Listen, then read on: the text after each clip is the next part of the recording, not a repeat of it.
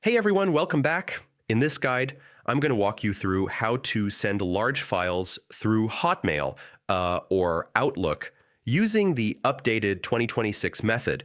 So if your file is too big for a regular email attachment, yeah, this will fix it. First thing, sign into your Hotmail or Outlook account using your email and password. Once you're in, you'll land on your inbox like usual. Next, click on New Message to start composing your email. We'll attach the large file in a moment. So here's the thing. Hotmail doesn't let you attach super large files directly. The limit is around 25 megabytes.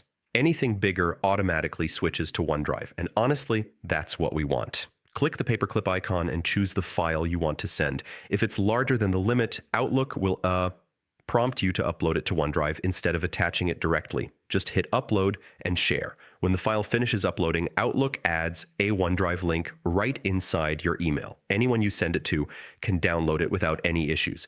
The cool part is, you don't have to do anything extra. Now, if you want to control who can open the file, hover over the link and click the little permission icon. You can pick anyone with the link or set it so only the recipient can open it. Totally up to you. Once that's set, just add your subject, type your message if you want, and hit send. The file sends instantly because it's stored in OneDrive, not as a huge attachment. Oh, and quick tip.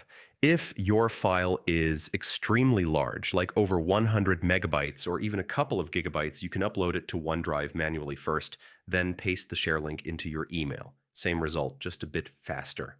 And that's pretty much how you send large files through Hotmail in 2026 without any size errors. If this helped you out, feel free to subscribe and check out the other guides on the channel.